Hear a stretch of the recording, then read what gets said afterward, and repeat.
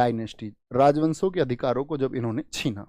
ठीक है, एक कारण तो ये हुआ प्रशासनिक कारण। दूसरा, हमारे यहाँ के लोग फारसी भाषा को जानते थे। मैंने कहा हमारे यहाँ पर जो भाषा चलती थी उस समय पर, जैसे आपका भारत में आपका दिल्ली सल्तनत रही मुख्य स्थानों पर, आपका फिर बाद में मुगलों का एम्पायर बहुत बड़ा हो गया, तो मुगलों की भाषा कौन सी थी, जरा आंसर करें।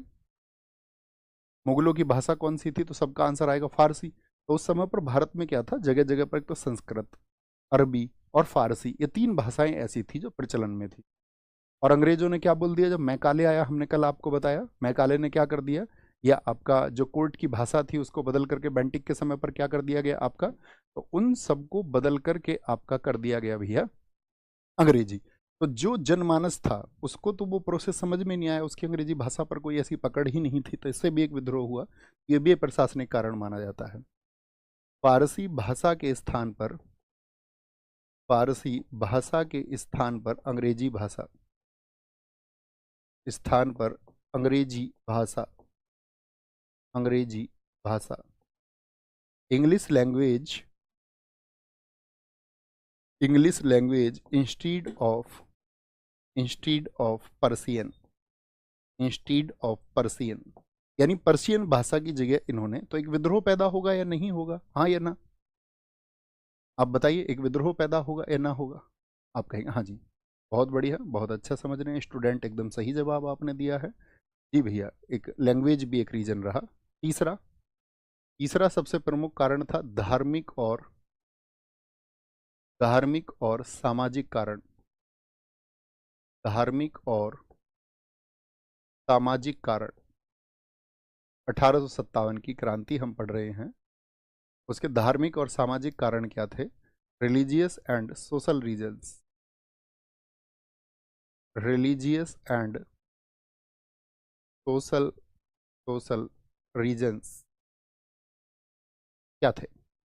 जैसे सबसे प्रमुख है इसमें आपका सती प्रथा का अंत।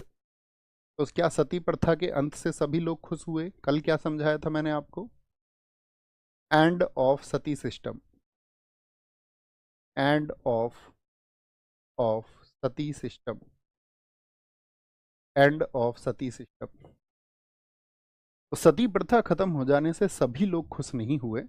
कुछ लोगों को लगा कि हमारे जो धर्म है, हमारा जो वैदिक धर्म है, या हमारे जो वेद कहते हैं उसके अनुसार जो बातें सही हैं, उन सब के खिलाफ ये प्रश्न चिन्ह उठा रहे हैं। जबकि मैंने कल आपको बता दिया कि किस तरह वेदों की भाषा को भी समय के रहते रहते बदला गया था। बात समझ गए। तो इससे एक वर्ग समझा कि हमारी अपनी जो कस्टम्स है, रीति रिवाज, उनको खत्म कर रहे हैं।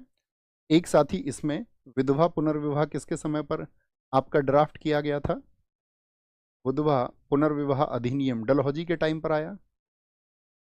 सती प्रथा का अंत किसके समय पर हुआ था, अधिनियम का लागू होना, ये साथ ही आपका लागू हो गया था कैनिंग के समय पर, ड्राफ्ट बना था डलहौजी के समय पर। तो जो विडो रिमैरिज एक्ट था, यानी कि महिलाएं आगे जीवन में बढ़ें और फिर से वो शादी कर सकती हैं, उनको अपवित्र ना माना जाए, तो इससे भी भारतीयों के अंदर एक रोष पैदा हुआ कि भाई हमारे रीति रिवाजों को ये लोग आपका काउंटर कर रहे हैं।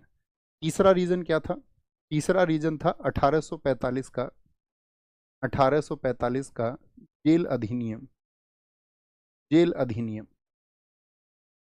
1845 का जेल अधिनियम, जेल एक्ट 1845, एक एक्ट आया था, ये भी एक रीजन था।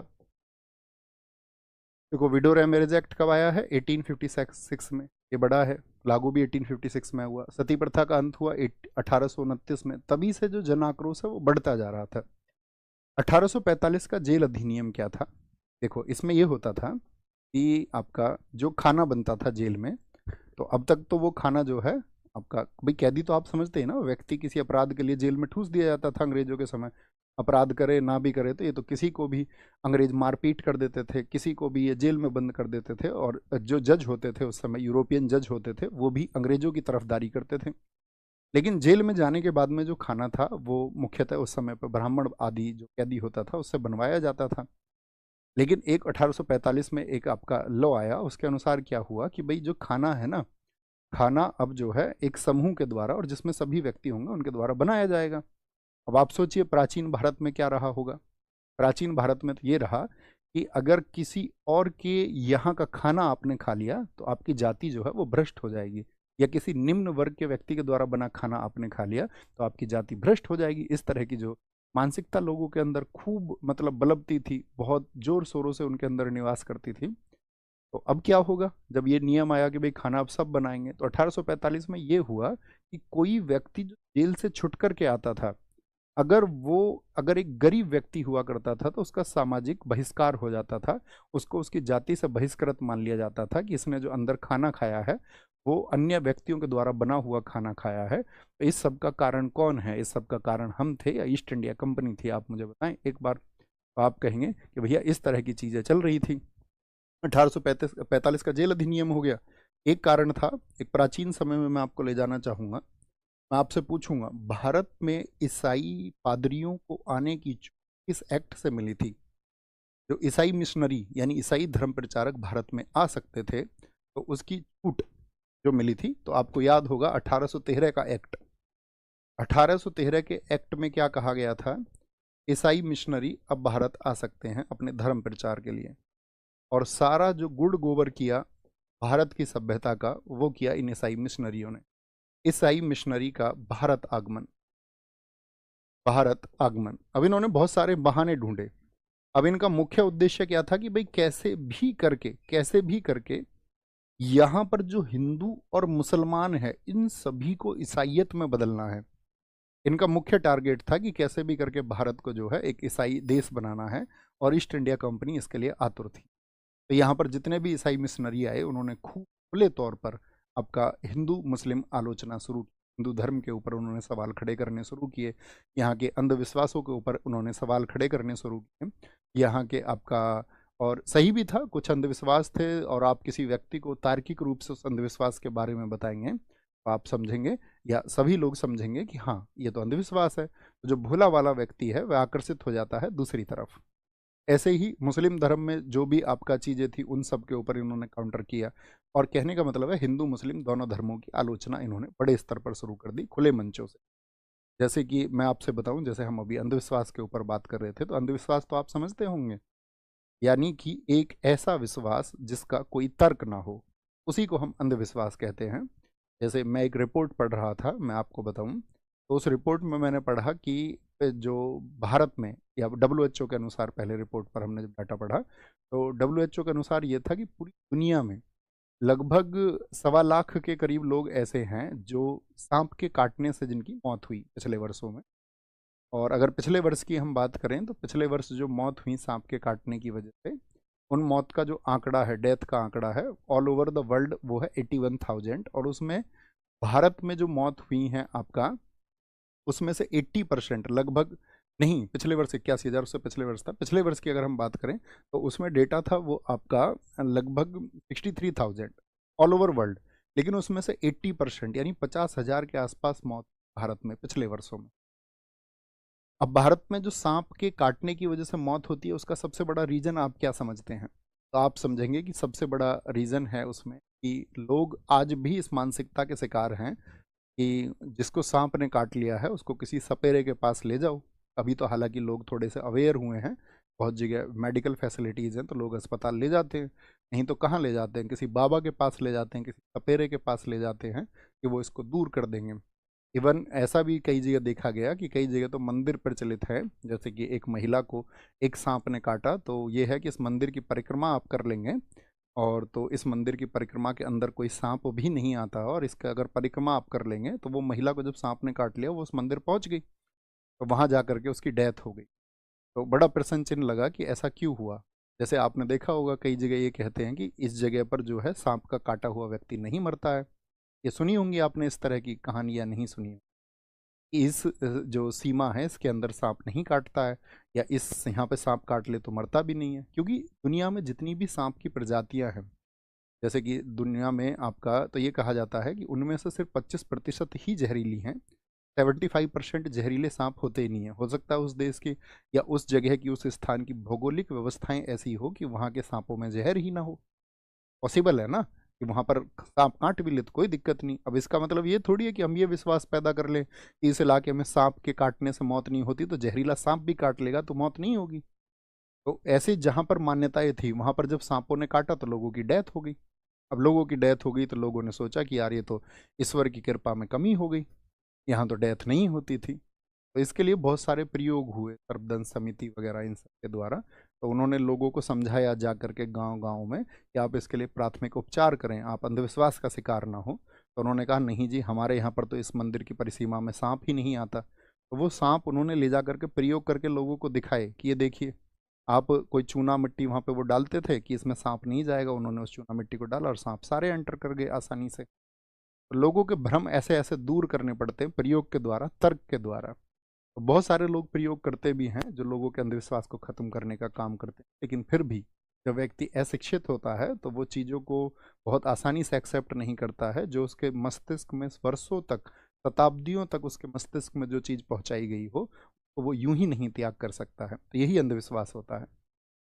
तो ईसाई मिशनरी भारत में आए और खूब इन्होंने आलोचना की भारत में जो अंधविश्वास चल रहे थे, धर्मों में फैले अंधविश्वास थे, उनके खिलाफ। इसी में इन्होंने एक आड़ बनाया स्त्री शिक्षा को। इन्होंने कहा कि भाई अब हम भारतीय जिम्मेदार थे, हम महिलाओं को जो है आपका जो निचले वर्ग में या कहें तो हम निम्न वर्ग की महिलाओं को तो पढ़ने का बिल्कुल अधिकार नहीं था। हम आपको आधुनिक भारत में बताएंगे सावित्री भाई फुले जी ने क्या योगदान दिया है इस देश को, कैसे उन्होंने इस देश को दिशा दी या महिलाओं को दिशा दी। तो यहाँ पर उन्होंने क्या किया, स्त्री शिक्षा के नाम पर स्कूल खोले और वहाँ पर जब ये बुलाते थे तो वहाँ की प्रार्थनाओं में कहा जाता था, तुम्हारा ईश्वर कौन है, और बच्चों से बुलवाया जाता था बदले में ईसा मसीही। तो उन बच्चों के ही माइंड सेट को अंग्रेज सरकार क्या है थोपने लग गई थी। उन बच्चों को जबरन सिखाया जाता कि तुम्हारा ईश्वर कौन है, तो ईसा मसीह तुम्हारा ईश्वर है, ये सब कह करके उनको बढ़ाया जा रहा था। ठीक है। और ईसाई मिशनरी भारत में आए तो क्या खोले इन्होंने, भारत में आकर के बहुत सारे स्कूल्स खोले और उन स्कूल्स में इन्होंने क्या कर दिया, बाइबिल का अध्ययन अनिवार्य कर दिया। बाइबिल का अध्ययन, बाइबिल का जो अध्ययन था, यानी सबको बाइबिल पढ़ना पड़ेगा। तो बाइबिल का अध्ययन होने लगा, बाइबिल को ये लोग पढ़ाने लगे। कहने का मतलब है कि मस्तिष्क से यानी मानसिक रूप से उनको ईसाई बनाने की प्रक्रिया चल गई। तो इस देश में जो लोग इंटेलेक्चुअल वर्ग था, यानी कि इस देश में जो शिक्षित वर्ग था, वह भी इसका विरोधी बना। और उसने देखा ना किस तरह से ये सरकारें प्रयोग कर रही हैं अपने। दूसरा कारण क्या था शिक्षित वर्ग के विरोध का, आपको मैंने बताया था कि कार्नवालिस तो भारतीयों से एकदम नफरत करता था, वह तो भारतीयों को अयोग्य समझता था। लेकिन बेंटिक के समय पर 1833 के एक्ट में क्या कहा गया था, 1833 के एक्ट में ये कहा गया था कि योग्यता ही सेवा का आधार होगा। बोलो हाँ या ना, ये हमने बताया था आपको पिछली क्लास में। योग्यता ही सेवा का आधार होना चाहिए। Eligibility is the only basis of service, ये ही आपका आधार होना चाहिए, ये बात कर दी थी। लेकिन क्या ब्रिटिश सरकार ने इसको अपनाया था, आप कहेंगे नहीं। ब्रिटिश सरकार ने सिर्फ कागजी तौर पर इसको कहा और भारत में जितने भी शिक्षित लोग थे उन सबको अनुमन जो नौकरियां उनको मिलनी चाहिए थी या उनकी योग्यता के अनुसार जो उनको मिलना चाहिए था वह उनको नहीं मिल रहा था। एक शिक्षित वर्ग इस बात को लेकर के भी विरोध में था कि भाई आपने जब 1833 के एक्ट में कह दिया कोई भी आपका धर्म, कोई जाति, कोई लिंग या फिर आपका कोई रूप या फिर रंग इसके आड़े नहीं आएगा, योग्यता के आड़े नहीं आएगा, फिर हम शिक्षित भारतीयों को क्यों अच्छे पदों पर नहीं पहुंचा जाने जा रहा है। अब इसके बहुत सारे कारण थे। खुद ब्रिटिश सरकार तो चाहती ही नहीं थी और ब्रिटिश सरकार की जो मीडिया थी वो भी नहीं चाहती थी। जैसे राजा राम मोहन राय के बेटे थे तो उनको बंगाल सिविल सर्विसेज में एक पद दे दिया गया, एक उच्च पद दे दिया गया। तो उस समय के ब्रिटिश अखबारों ने खूब आलोचना की कि इस तरह तो और भारतीयों के अंदर भी डिमांड बढ़ेंगी और भारतीय कल को मांग करने लगेंगे उच्च पदों की, तो फिर ईस्ट इंडिया कंपनी के उच्च अधिकारियों का जो सम्मान है वो घटता चला जाएगा। ठीक है, आप समझ पा रहे हैं सारी चीजों को। पांचवा कारण क्या था, अंग्रेजों के प्रति सम्मान। अंग्रेजों के प्रति सम्मान, अब अंग्रेजों के प्रति सम्मान आप जानते हैं, अंग्रेजों ने जहां कहीं भी अपने रेस्टोरेंट्स बनाए वहां पर भारतीय नहीं जाते थे। आपने खूब देखा होगा, dogs and Indians are not allowed, यानी कि कुत्तों और भारतीयों का प्रवेश जो है वर्जित है।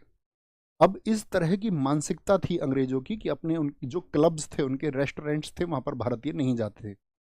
और अगर कोई अंग्रेज अधिकारी होता था, सैनिक हो चाहे असैनिक अधिकारी हो, यानी कोई गोरा हो, तो उस गोरे व्यक्ति को सम्मान देना जरूरी था। आप चाहे अपनी गाड़ी में जा रहे हो, चाहे आप अपनी बाइक पे साइकिल